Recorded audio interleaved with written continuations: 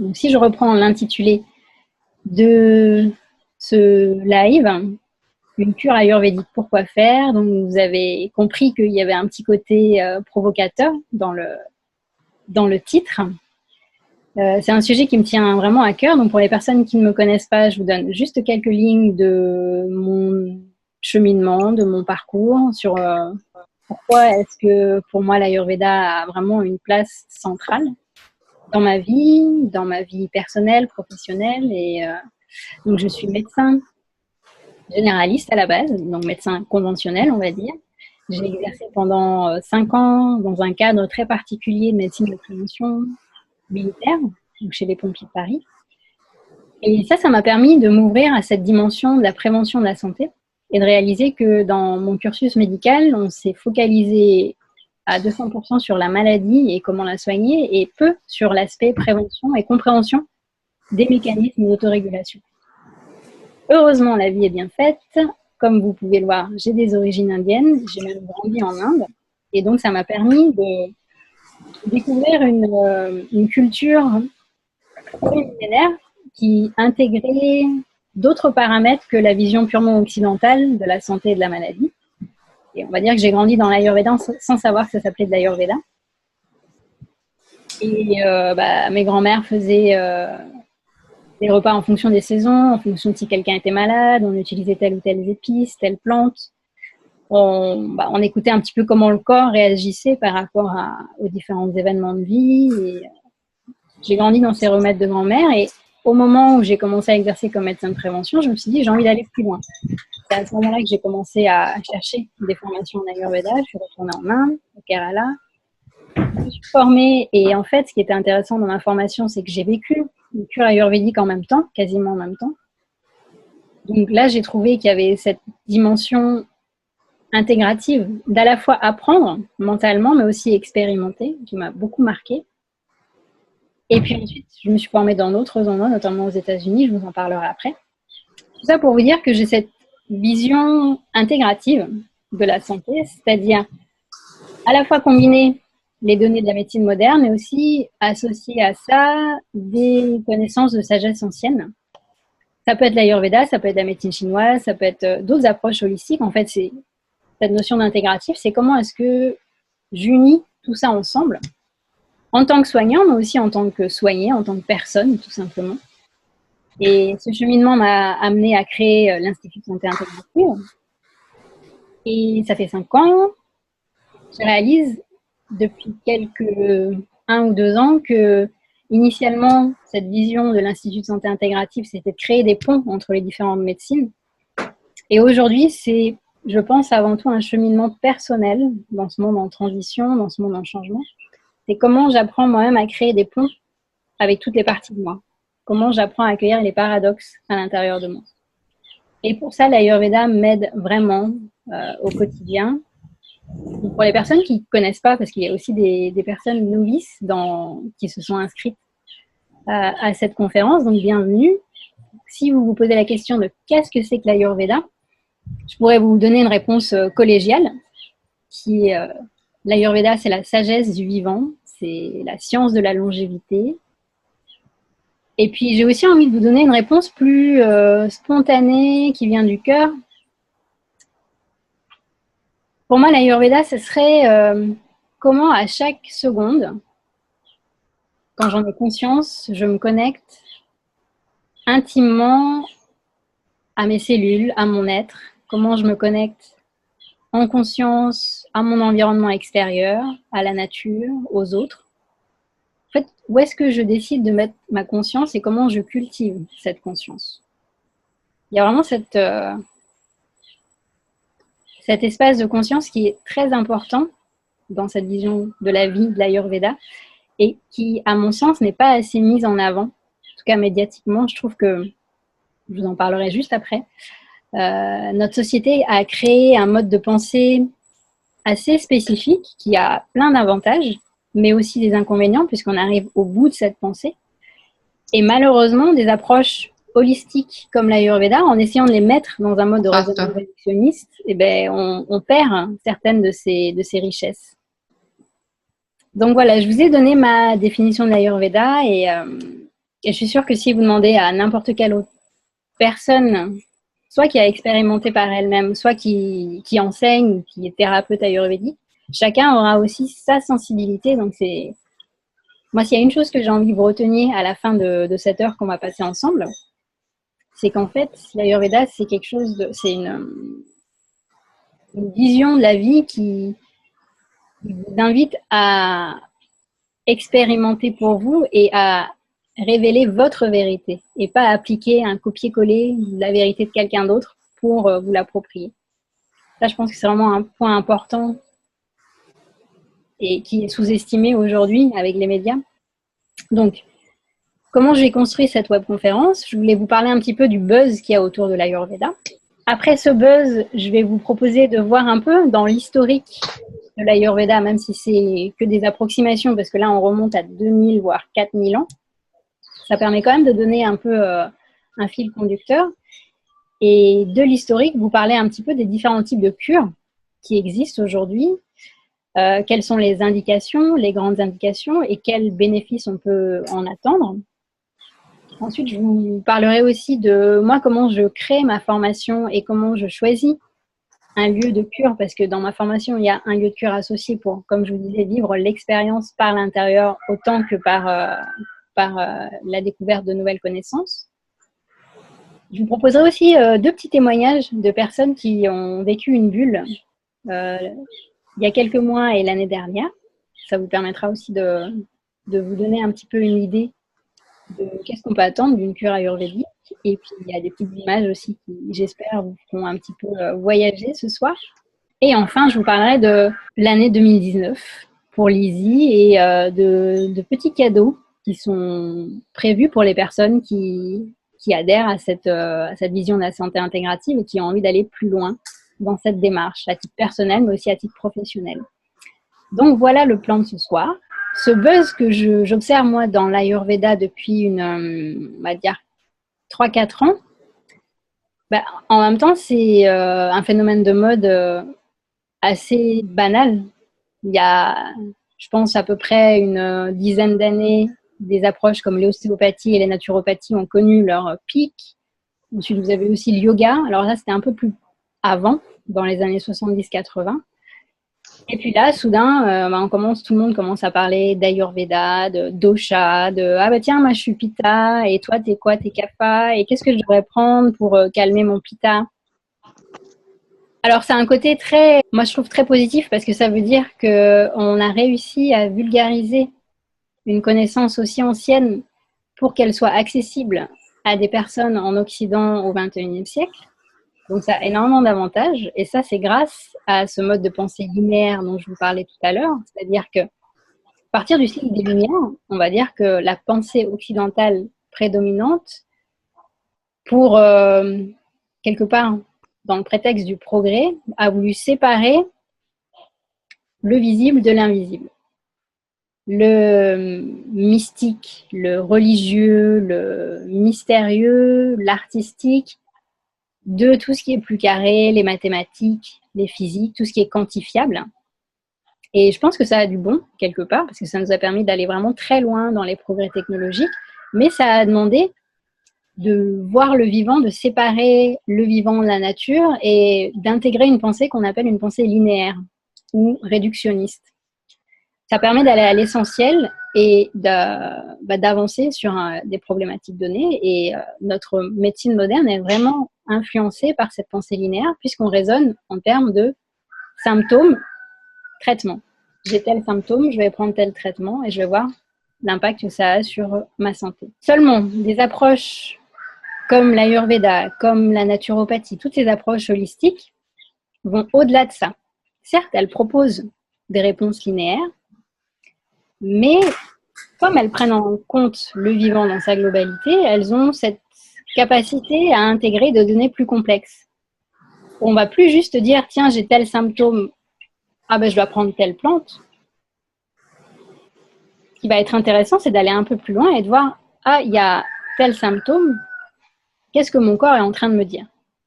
Est-ce que plutôt que de lutter contre le symptôme et de dire, je vais le supprimer avec tel médicament ou telle plante, est-ce que je ne peux pas aussi observer ce symptôme et voir où est-ce qu'il m'amène dans mes racines, dans l'origine de quelque chose que peut-être je n'ai pas écouté, de mon corps, de mon être profond.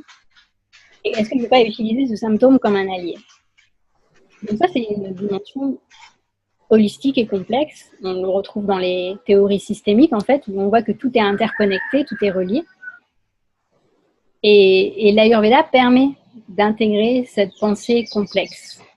Du coup, pour moi, c'est pas une approche où on va attendre une solution miracle.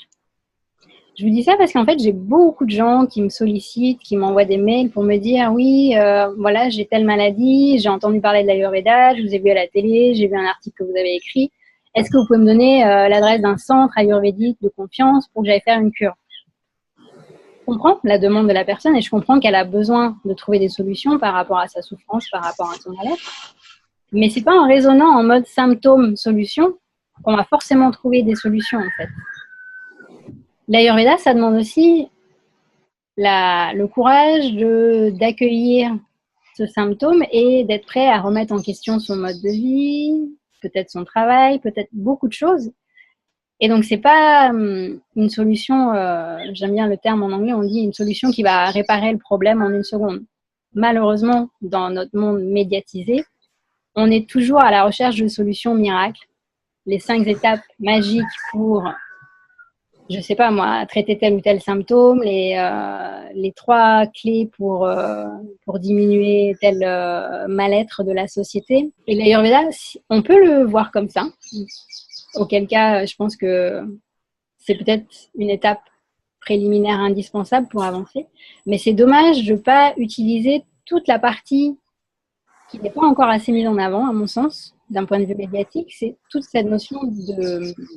En médecine, on appelle ça l'homéostasie, les capacités d'autorégulation du corps. En fait, on a oublié que nous avons un corps qui sait comment s'adapter au stress de la vie de tous les jours, les stress extérieurs, mais aussi les stress intérieurs. On a une intelligence multiple énorme de notre corps, de nos émotions, de nos énergies, en plus de notre intelligence analytique qu'on ne sait pas encore mettre en avant, qu'on ne sait pas encore explorer, parce que notre mode de vie, notre consommation nous a coupé de ce fameux bon sens. Et cette capacité d'autorégulation, c'est ce qu'on appelle dans les approches holistiques la boussole intérieure. C'est qu'en fait, la seule personne qui sait ce qui est bon pour vous, bah, c'est vous. Ça ne va pas être votre médecin, ça ne va pas être votre thérapeute, ça ne va pas être votre coach. Les gens autour de vous sont là pour vous apporter un miroir, pour vous apporter des perspectives, une vision, pour vous apporter éventuellement des outils que vous allez expérimenter, mais c'est vous, avec l'expérimentation et en intégrant les effets que ça vous fait ou pas, que vous allez créer votre chemin. En tout cas, moi, c'est comme ça que je vois la notion de santé et de se connecter à sa puissance intérieure. Et pour moi, c'est vraiment la piste qui va faire qu'on va sortir des schémas de dépendance. Parce que ce que je vois souvent dans les forums de discussion ou dans les lieux où les gens échangent beaucoup autour des médecines douces, par exemple, c'est qu'il y aurait une tendance à continuer à externaliser le problème.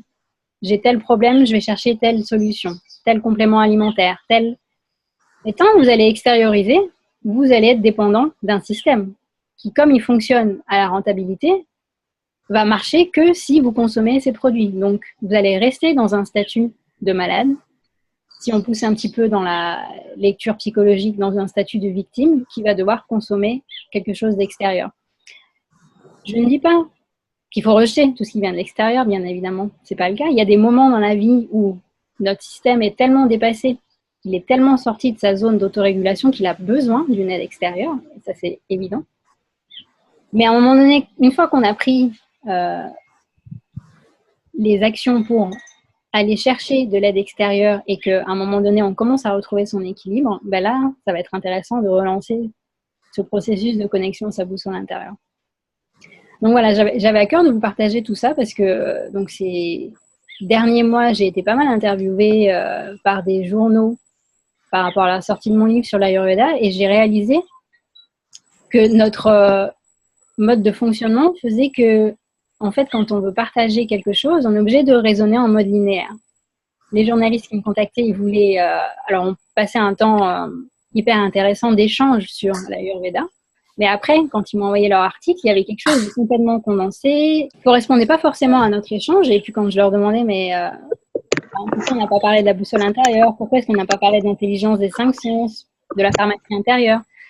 Ben, c'est super intéressant ce que vous dites, mais il faut que ça rentre dans une page, il faut que ça rentre, on n'a que 5 minutes, du coup, ça crée vachement de frustration. Et puis surtout, les gens se font une idée de l'Ayurveda qui est, voilà, je continue à raisonner en mode linéaire et du coup, ça devient complètement réducteur. Plutôt que de voir un symptôme comme quelque chose contre lequel il faut lutter, de le voir comme un allié pour avancer sur son chemin de vie. En termes d'historique, là encore, je vais le faire en mode résumé parce que si on remontait il y a 2000 ans, on aurait de quoi faire.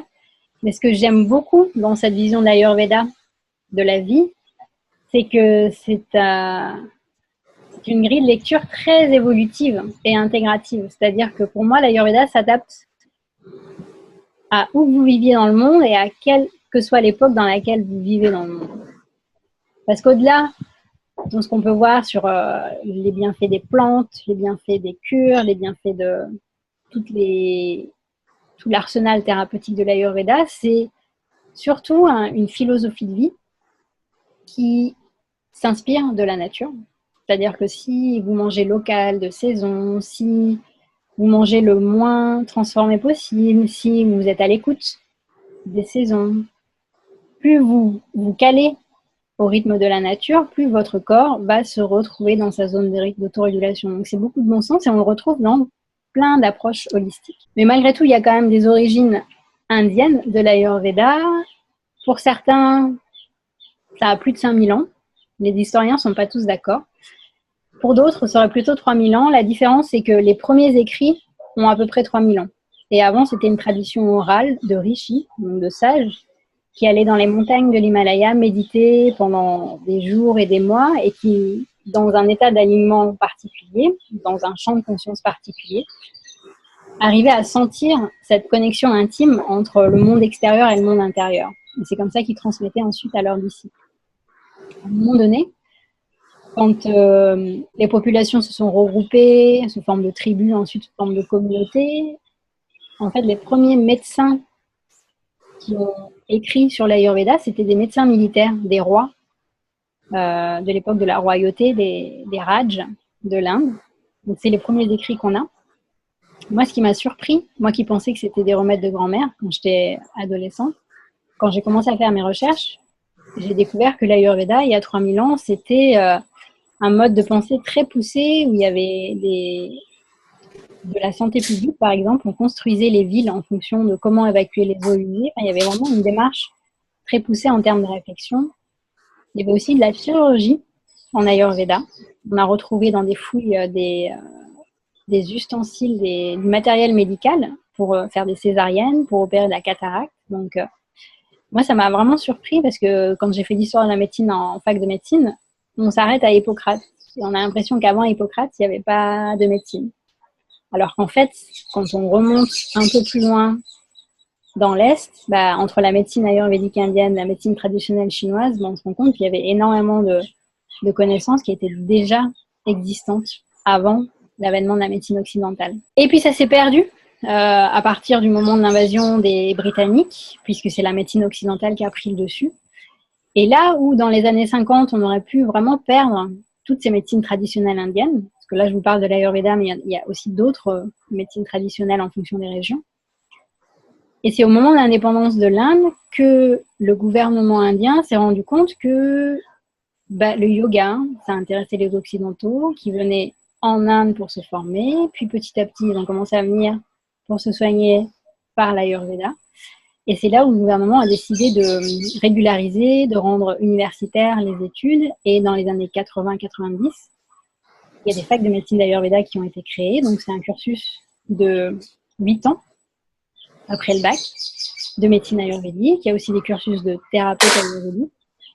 Et il y a un bureau de préservation des médecines traditionnelles indiennes au ministère de la Santé.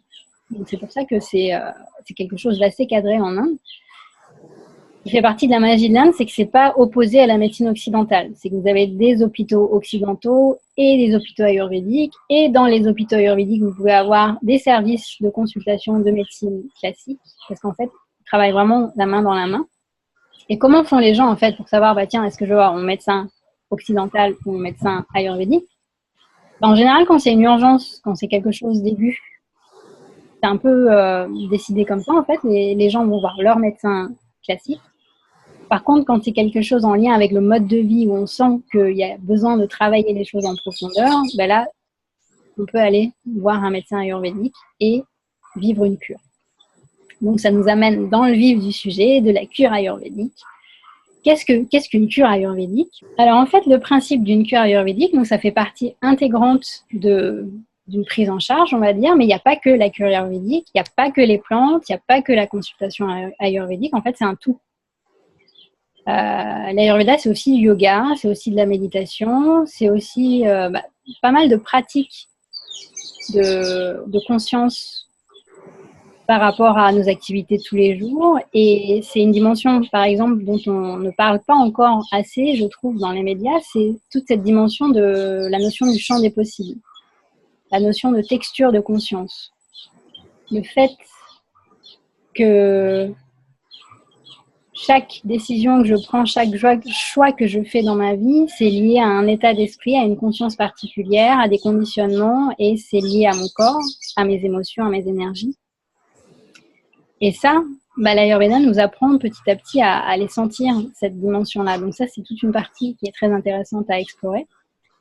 Et sinon, la cure, c'est vrai qu'elle a quelque chose de particulier. Donc, je vais vous donner un petit peu les bases de la physiologie. L'Ayurveda nous dit qu'un corps, un être humain en bonne santé, c'est un être humain où son corps physique, ses organes, ses tissus, son corps énergétique, ses émotions, son mental et ses ressources sont alignés entre eux. À un moment donné, pour diverses raisons, si la personne n'est plus à l'écoute de ces différentes dimensions, elle va avoir ce qu'on appelle une baisse de sa capacité à transformer. On parle de baisse de feu digestif. Le feu, c'est un élément important dans l'Ayurveda. C'est tous les mécanismes enzymatiques que nous avons dans le tube digestif, mais aussi dans nos cellules, qui nous permettent de transformer nos aliments en nutriments pour créer nos cellules. Et qu'est-ce qui va se passer? Ça va justement l'éloigner de sa capacité d'autorégulation et surtout, ça va, au niveau du corps énergétique, créer ce qu'on appelle des toxines.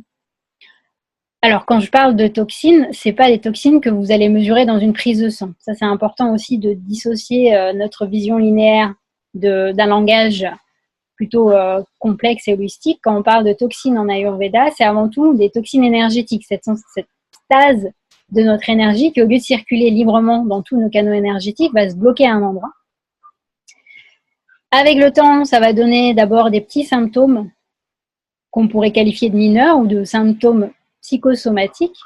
C'est ces fameux symptômes où, quand vous allez voir votre médecin, il va vous dire oui, bon, c'est le stress, c'est le manque de sommeil, c'est la fatigue, c'est dans l'air du temps. On a du mal à poser un diagnostic médical.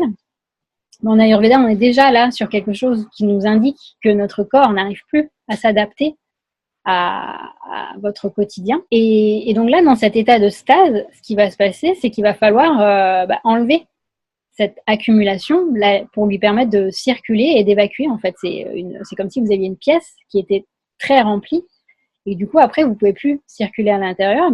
La première étape, ça va être d'ouvrir la porte et de commencer à sortir des choses qui encombrent et commencer à faire le tri avant de donner quelque chose qui va permettre à la personne d'aller mieux. Et c'est là où une cure ayurvédique va avoir tout son intérêt dans l'accueil de ce feu digestif qui est diminué et dans créer de l'espace pour redonner de la vigueur et d'énergie à ce feu digestif. Une cure ayurvédique, c'est quoi? Alors, il y en a, en gros, j'ai vraiment simplifié, il y a 2 types de cures ayurvédiques. Il y en a une qu'on appelle une cure de régénération, qui dure en général 7 à 14 jours, et une cure complète, qu'on appelle un panchakarma, qui dure minimum 21 jours. Panchakarma, ça veut dire 5 actions. Je vais vous expliquer juste après en quoi consistent ces 5 actions. Mais déjà, dans une cure de régénération, ce qu'on va faire, c'est après un bilan ayurvédique, c'est de prescrire à la personne qui va suivre sa cure de 7 jours une série de soins, de massages, qui va être fait par des thérapeutes ayurvédiques. On va utiliser différentes plantes, différentes huiles, et parfois aussi du beurre clarifié, mais en fait, on va appliquer sur la peau de l'huile chauffée avec des principes actifs des plantes. Et ce qui va se passer, c'est qu'avec ce massage, les principes actifs vont rentrer dans le derme, qui a 7 couches, et ces principes actifs vont quelque part capter ces toxines énergétiques qui sont accumulées. Et après le massage, vous avez un temps où on va utiliser de la chaleur. En fait, il y a une forme de sauna individuel dans lequel la personne reste pendant 10 minutes, un quart d'heure. Et ça va faire sortir par la transpiration une partie des toxines et une autre partie va, par le biais du système sanguin, passer par le tube digestif et avec soit des décoctions, soit des plantes ou alors par rapport à une alimentation particulière, on va essayer d'éliminer ces toxines par les voies naturelles, par les selles. Ça, c'est pour une cure de régénération. Et l'idée de faire un massage sur 7 jours minimum, c'est justement de pouvoir aller de plus en plus en profondeur, de ne pas rester au niveau superficiel du derme. Ça, on va dire que c'est pour les personnes qui sont dans un état de santé où il peut y avoir pas mal de choses invalidantes, mais on reste dans le cadre de manifestations qu'on appelle donc psychosomatiques. J'ai oublié de vous dire aussi tout à l'heure quand ça a coupé, qu'est-ce qu'on regroupe dans le terme de psychosomatique? C'est tous ces symptômes aussi en lien avec, on entend beaucoup parler des intolérances alimentaires aujourd'hui par exemple, donc je ne parle pas des allergies, mais des intolérances alimentaires. Ben, c'est un signe typique d'un feu digestif fragilisé. Le feu digestif étant donc le tube digestif dans son intégralité, plus notre flore intestinale. Là aussi, ça fait que quelques années qu'on réalise la place de notre deuxième cerveau dans notre physiologie, alors qu'en Ayurveda, en médecine chinoise, ça fait partie de... C'est un élément central dans notre physiologie. Donc, je vous ai parlé de la cure de régénération et dans une cure de Panchakarma, les 5 actions, on va beaucoup plus loin. Vous imaginez, vous faire masser pendant 21 jours, c'est qu'on va vraiment chercher des choses plus en profondeur. Et là, les indications, c'est plus pour les personnes qui ont déjà l'habitude de cure de régénération ou alors pour des personnes qui ont une maladie chronique. Parce que là, non seulement on veut essayer de ramener le corps dans sa zone d'autorégulation, mais en plus, il y a une distance entre là où est la personne maintenant et sa zone d'autorégulation qui est assez importante, puisqu'il y a des symptômes sévères, physiques, souvent avec des poussées inflammatoires. Quand je parle de maladies chroniques, c'est souvent des maladies avec un terrain inflammatoire chronique. Ça peut être des maladies auto-immunes, ça peut être des maladies de civilisation dont on parle, le diabète, l'hypertension, l'obésité, l'hypercholestérolémie, toutes ces maladies de surcharge dues à une inadéquation entre notre mode de vie et nos origines de mammifères qui sont normalement faits pour faire de l'activité physique et pour manger le plus proche de la nature. C'est vrai que ces derniers siècles, on s'est vraiment éloigné de ça et du coup, on s'est éloigné de notre boussole intérieure. Et donc, ça crée des manifestations et des maladies. Et donc, le panchakarma, ça va être pour des personnes qui ont besoin d'aller plus loin, puisque ça va être un traitement plus intense par la durée des massages, mais en plus, c'est vrai qu'on n'a pas trop l'habitude dans nos mœurs actuelles d'aller aussi loin, mais en fait, on va prendre des décoctions, des plantes et des médicaments qui vont nous faire vomir, qui vont nous faire aller à la selle. Il y a vraiment un lavage colique à base d'huile. C'est pas forcément agréable sur le moment, mais ce qui se passe après, quand vous demandez à des gens qui ont fait un panchakarma, c'est que ça a un effet de nettoyage et de quelque part de retour à l'essentiel. Et surtout, les effets se voient sur les semaines et les mois à venir. Donc, encore une fois, on sort de notre mode de raisonnement linéaire. C'est pas je vais faire une cure ayurvédique et en rentrant au bout de 10 jours, ça y est, je pète la forme et tout est rentré dans l'ordre. C'est le début du processus de transformation. Et je vais vous passer juste après le témoignage d'une personne qui a fait avec moi une cure ayurvédique et la formation il y a 1 an. Elle nous partage que ça lui a pris quelques mois au retour de sa formation pour intégrer les choses. Ça fait sortir pas mal d'autres choses dont elle n'avait pas pris le temps d'accueillir par rapport à son mode de vie très accéléré. Et c'est des choses qui s'installent progressivement dans le temps, ces prises de conscience. Donc c'est important de ne pas être pressé et d'accueillir d'autres temporalités. J'ai pas de questions. Alors si, Amélie, la sclérose en plaques aussi. En fait, n'importe quelle manifestation du corps, que ce soit physique, émotionnelle, mentale ou autre, c'est une manière qu'a trouvé le corps pour dire qu'il y a quelque chose qui n'est plus aligné avec soi-même. En termes après de données scientifiques, les maladies qui ont été le plus étudiées par rapport à un traitement ayurvédique et une cure ayurvédique, c'est beaucoup de maladies auto-immunes, comme la polyarthrite rhumatoïde, mais on a aussi des cas de sclérose en plaques, où dans les retours des personnes, il y a certaines personnes qui connaissent des guérisons au sens occidental du terme, c'est-à-dire plus de symptômes après le traitement. Mais moi, les gens que j'ai rencontrés, c'est surtout un autre positionnement par rapport à leur maladie, qui, au lieu d'être un fléau à combattre, c'est devenu un allié à intégrer dans sa vie tous les jours. Et du coup, ces personnes ont eu une baisse importante du nombre de crises, du nombre de récurrences de leur poussée, ce qui fait que ça a stabilisé quelque part. On n'est pas retourné à un état antérieur avec l'absence de maladie, mais c'est devenu quelque chose qui est rentré dans la vie des personnes et qui leur ont permis de se réorienter différemment dans leur rapport à elles-mêmes, dans leur rapport aux autres. Donc en fait, oui, il y a toutes les manifestations possibles que notre corps peut nous faire vivre, qui peuvent... Moi, ce que je dis aux gens, c'est si vous sentez l'envie, allez expérimenter. Il n'y a pas de contre-indication, en fait. Parce que moi, je ne vous dis pas arrêtez vos médicaments prescrits par vos spécialistes ou quoi et aller foncer faire autre chose, en fait. C'est pas ça du tout. Le plus important, c'est que chacun trouve l'énergie et la liberté de faire, d'expérimenter et de voir. Parce qu'aujourd'hui, on se rend compte des limites des études scientifiques. Parce que même les études scientifiques sont créées dans un mode de pensée linéaire. Donc, quand on se base sur des références scientifiques en Ayurveda, moi, j'ai travaillé pendant 5 ans pour un groupe de recherche scientifique à l'OTAN sur la place de la santé intégrative dans les systèmes de soins actuels.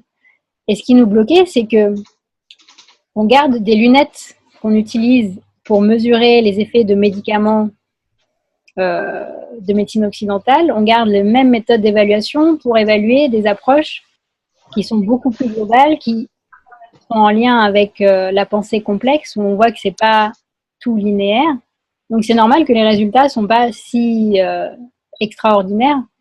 Par contre, sur le terrain, quand on discute avec des gens qui vivent une maladie et qui ont expérimenté une prise en charge ayurvédique, on sent qu'il y a quelque chose de différent. Donc, ça ouvre des perspectives et que ça sort la personne de son statut de malade qui va vivre avec sa maladie toute sa vie, un peu de manière passive.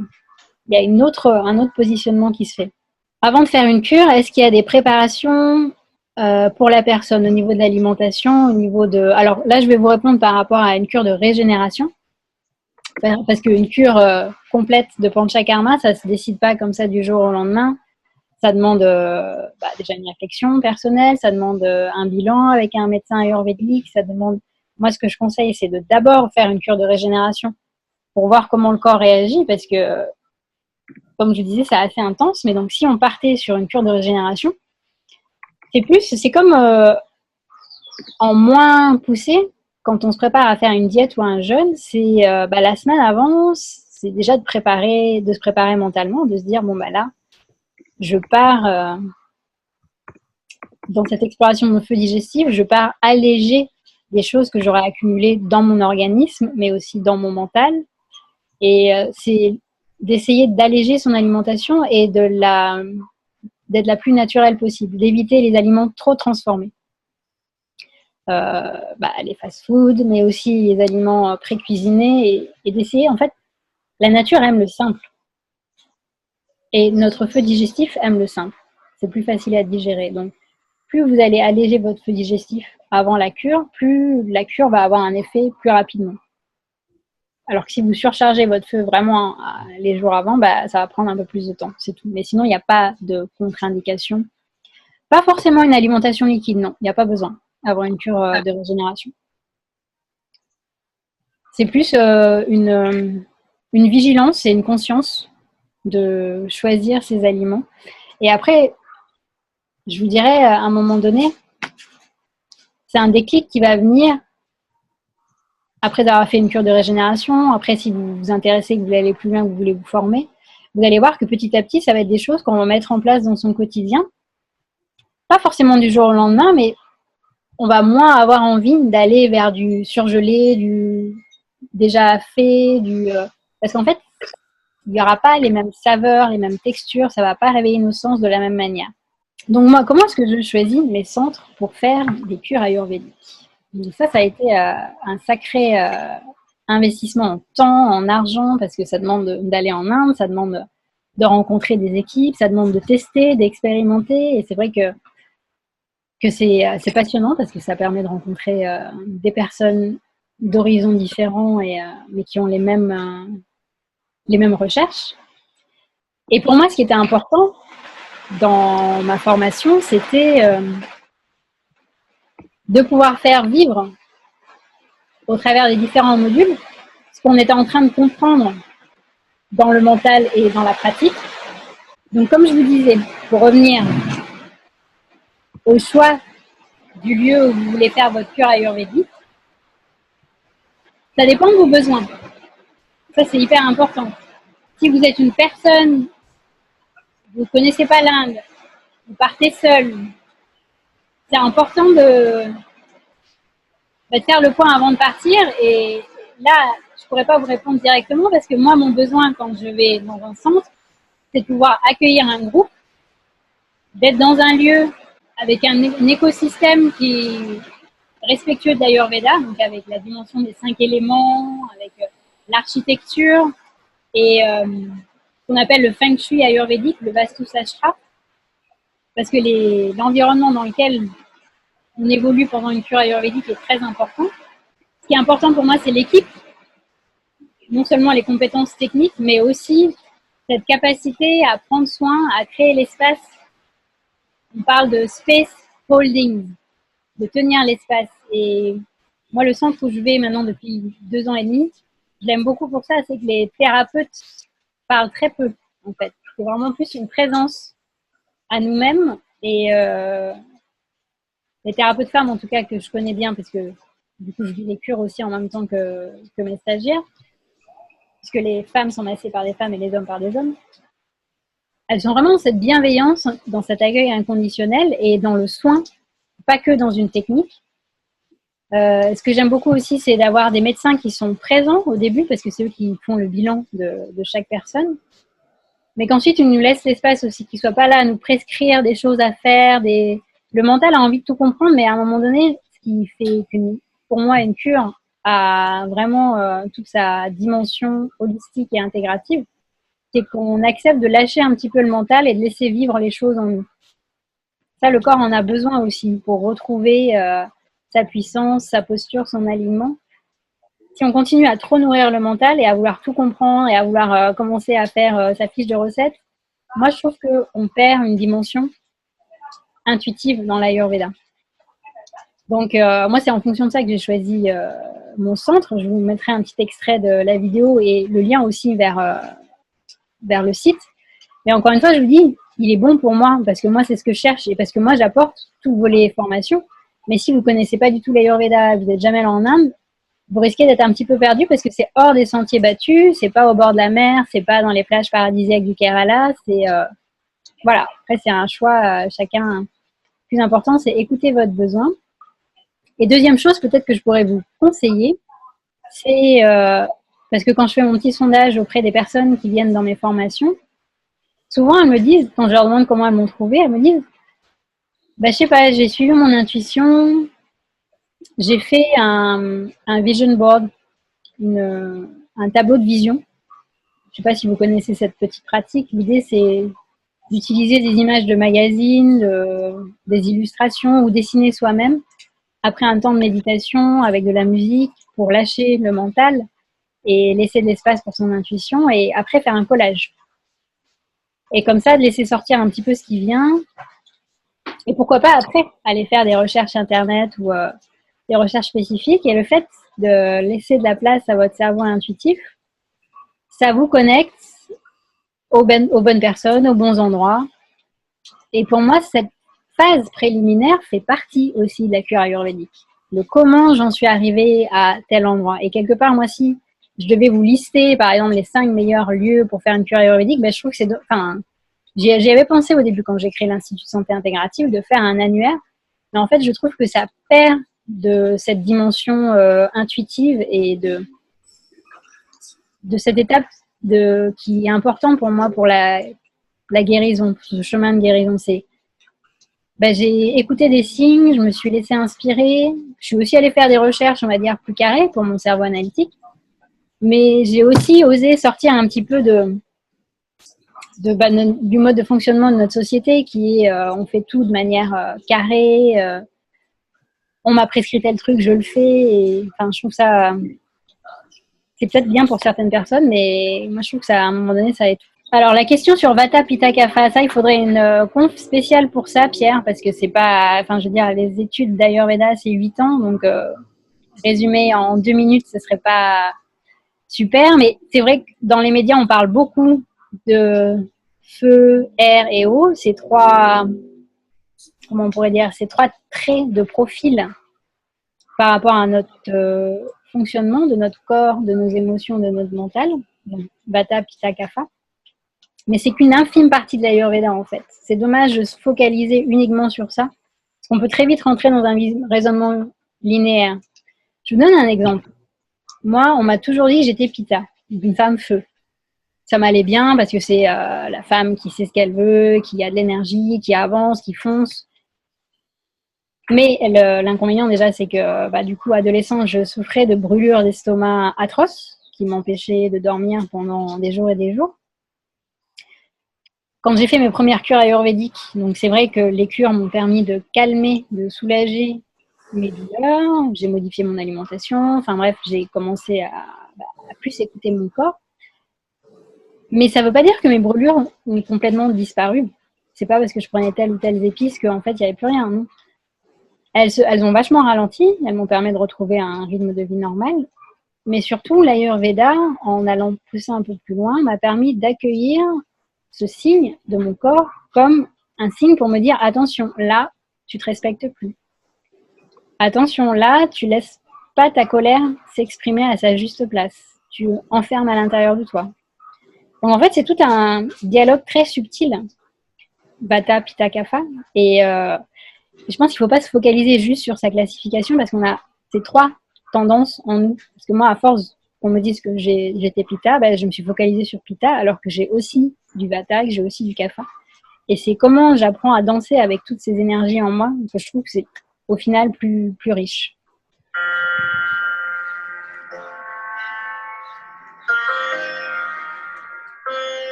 Ce qui m'a attirée, c'est que j'étais vraiment dans un processus de prendre soin de moi depuis plusieurs mois. Et là, je me suis dit, c'est l'occasion de vraiment vivre un temps d'introspection parce que c'est vrai qu'il y a plein de possibilités sur Paris, des cures, des week-ends, mais je me suis dit, moi, j'ai vraiment besoin de me déraciner pour m'enraciner de nouveau. Et j'avais besoin de me couper de mon quotidien parce que vu que je suis tout le temps sollicitée. Donc je me suis dit, voilà, il faut vraiment que tu partes. Et j'avais l'appel de l'Inde depuis des années, parce que les couleurs et voilà, c'est vraiment le pays pour moi qui représente la couleur aussi bien par la couleur de peau que par la couleur qu'il y a naturellement dans l'environnement.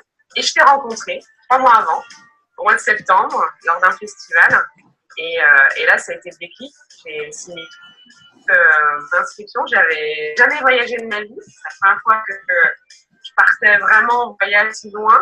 Donc, c'était un beau challenge, un beau rendez-vous avec moi-même. Moi, c'est aussi ça que je venais chercher. C'est-à-dire par mon métier, au massage, au toucher, enfin voilà, moi, petit exemple, pendant mon BTS, on a été formé au massage ayurvédique. Quand il réfléchit, c'était complètement européanisé et puis on nous avait pas transmis cette culture, donc j'avais besoin de choses précises et de mieux comprendre ce qu'on faisait, de connecter à la fois à mon corps qui est en train d'être touché au passage, mais à la fois aux autres corps, aux autres dimensions. J'ai l'impression vraiment d'être prise en compte entièrement. Je ne sais pas si tout a été nourri. Mon mental, mon corps, l'énergie, ma spiritualité, tous mes sens, tout a été nourri. D'accord, ouais, c'était vraiment une expérience intégrative. C'est ça. Mais j'avais besoin d'unifier. Ouais, c'est ça. J'avais besoin de m'unifier, donc ça a répondu à ça.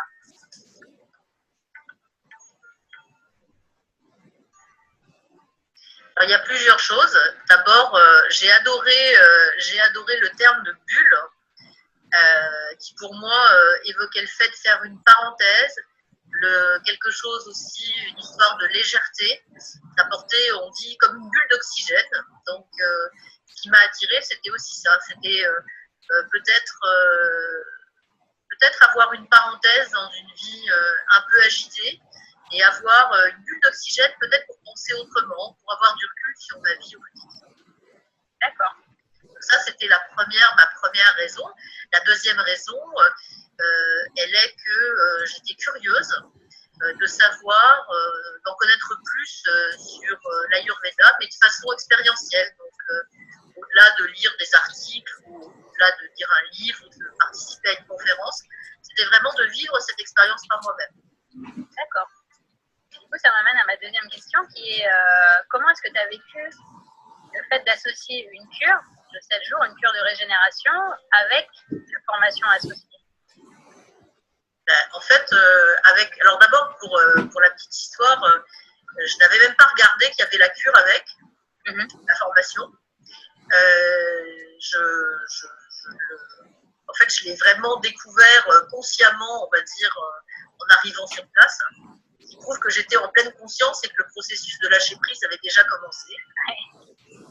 Donc ça, c'était bon, c'était déjà un signe. Pour moi, la formation sans la cure serait finalement pas complète, puisque à fur et à mesure que l'on avance dans les différents jours de formation avec les apports que tu peux nous faire, on le vit également dans notre corps.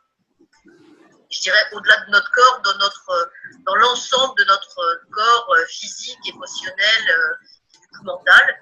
Et donc c'est vrai que c'est une formation de type intégral. Et la cure sans la formation, comment tu l'aurais vécu? Dans cette cure de régénération. Et pour être très franche, je vais retourner faire une cure. Et effectivement, je ne vais pas l'aborder de la même façon, puisque j'ai aussi cette premier niveau de connaissance, on va dire. Oui, tu as eu des outils et des éléments de compréhension pour pouvoir maintenant réenclencher les différentes étapes que ton corps connaît maintenant. Tout à fait. Tout à fait.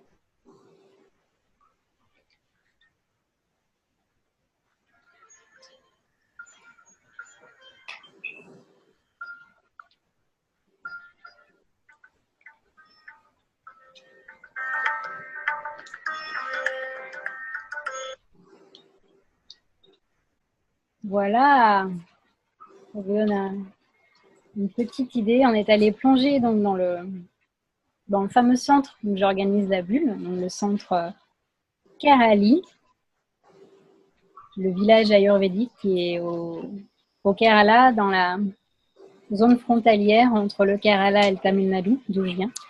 Donc c'est une zone où la nature est très généreuse et ça me rappelle de beaux souvenirs de revoir ces images. Et donc, ce que je voulais vous dire par rapport à cette bulle, cette formation que j'organise, l'idée, c'est vraiment de plonger dans cette cure de régénération sur 7 jours, après un bilan avec le médecin ou la médecin du centre. Et au fur et à mesure des journées, plus on enlève les couches de l'oignon à travers les soins et les massages, plus on va aussi aller découvrir différentes grilles de lecture que propose l'Ayurveda pour nous connecter à notre sagesse intérieure. Et ça passe par des rituels, ça passe par une intégration des différents rythmes du vivant, parce que ça, c'est vraiment, je pense, un point où on a besoin, nous, êtres humains du 21e siècle, d'apprendre à ralentir. En fait, c'est cette accélération, selon l'une des causes de l'Ayurveda, de l'état dans lequel nous sommes dans notre société, c'est que nous avons tellement tout accéléré, tout va à la vitesse du mental et du digital, de l'Internet. Et du coup, le corps qui est dans une autre réalité, dans d'autres temporalités, plus en lien avec la nature, plus organique, ça crée un décalage. Et c'est ça qui nous éloigne de notre boussole intérieure. Donc, pour apprendre à rééquilibrer ces extrêmes, c'est d'apprendre à ralentir. Et l'espace qui nous accueille pendant la formation, et nous, ce qu'on aborde dans la formation, c'est vraiment ça. Comment apprendre à poser les choses, comment se créer des petites bulles après, quand on rentre chez soi au quotidien, pour se connecter à cette intelligence sensorielle qu'on aura explorée. Il y a pas mal de choses. Moi, je me suis inspirée de ma formation chez Deepak Chopra aux États-Unis. Donc, Deepak Chopra, c'est un médecin indien qui m'a beaucoup inspirée dans son parcours, parce que lui aussi, donc, il est indien. Il a fait des études de médecine aux États-Unis. Il a commencé une première partie de sa carrière comme endocrinologue, et après un burn-out, il s'est rendu compte qu'il lui manquait quelque chose. C'est là où il s'est réintéressé à l'Ayurveda, et ça a été l'un des pionniers en Ayurveda aux États-Unis. Et l'une de mes premières cures que j'ai vécues, c'était dans sa formation aux États-Unis, et c'est là que je me suis dit, mais c'est comme ça que j'ai envie de partager cet art du vivant aux personnes qui sont intéressées, c'est de combiner une expérience vraiment dans le corps, dans l'intime, dans les cellules, pour sentir comment cette régénération s'installe. Et ça peut être assez surprenant. Moi, je m'amuse toujours à dire aux participants de la cure, on aurait dû vous prendre une photo au premier jour et au dernier jour, parce qu'on sent qu'il y a une autre lumière. En fait, quand on enlève les couches de l'oignon, on se connecte à cette lumière intérieure, cette flamme qui ne demande qu'à briller. Pas au sens que spirituel, mais aussi au sens purement physique. Cette flamme, c'est ce feu digestif, c'est cette énergie de vie qui nous permet de digérer tout ce que la vie nous présente. Ça fait partie de ce que j'ai envie de développer, moi, dans le cadre de l'Institut de santé intégratif pour 2019. C'est que je vais proposer comme ça des séries de webconférences. Il va y en avoir 6, une chaque mois. Ces webconférences s'appellent la bulleuse. Donc, si vous êtes intéressé, n'hésitez pas à vous abonner à la newsletter gratuite du site de l'Institut de santé intégrative, ou de m'envoyer un mail, puisque normalement vous avez lu mon mail si vous êtes inscrit. Comme ça, vous serez informé de la lancée de cette série de webconférences, qui pourront être des lieux d'espace où j'ai préparé des thématiques, mais les dernières, ce sera le public, c'est vous qui allez choisir, et puis on pourra bûcher ensemble et échanger ensemble dessus. Donc ça, c'est une chose. La deuxième chose que je voulais vous annoncer par rapport à cette année 2019, c'est que je vais proposer des coachings en ligne. Alors, je ne vais pas prendre beaucoup de personnes pour une question de gestion de mon temps et de mes rythmes, mais ça va être pour des personnes qui me suivent déjà depuis longtemps, ou alors qui ont lu mon livre, Ma détox ayurvédique colorée, ou qui sont intéressés par cette approche intégrative, qui traversent une maladie grave, chronique, quelle qu'elle soit, burn-out, cancer, et qui a envie d'être dans un espace d'accompagnement où, en fait, je ne vais pas vous prescrire des plantes ou des outils particuliers. On va plus être dans comprendre toute la symbolique de l'Ayurveda et des éléments pour donner du sens à ce que la maladie vous apporte et apprendre à l'intégrer pour créer votre nouveau vous. Donc, en fait, c'est vraiment un accompagnement, un coaching de se reconstruire après une maladie grave. Qu'est-ce que cette maladie m'a apporté et comment est-ce que je peux aller de l'avant et peut-être me lancer dans un nouveau métier ou dans quelque chose de nouveau que je n'avais pas osé avant. Ça, c'est la deuxième chose. Et la dernière chose que je voulais vous dire, c'est que donc, la prochaine bulle Ayur India, on décolle le 24 janvier. C'est organisé par l'agence Apsara. C'est une petite agence de voyage indienne qui est très très bien, qui fait plein de belles, qui nous fait découvrir plein de belles choses parce que la bulle, c'est 7 jours de cure ayurvédique et de formation, mais après, c'est la visite une journée entière dans un hôpital ayurvédique. Et c'est aussi le dernier week-end dans un ashram pour aller explorer cette dimension du sacré et du spirituel en Inde.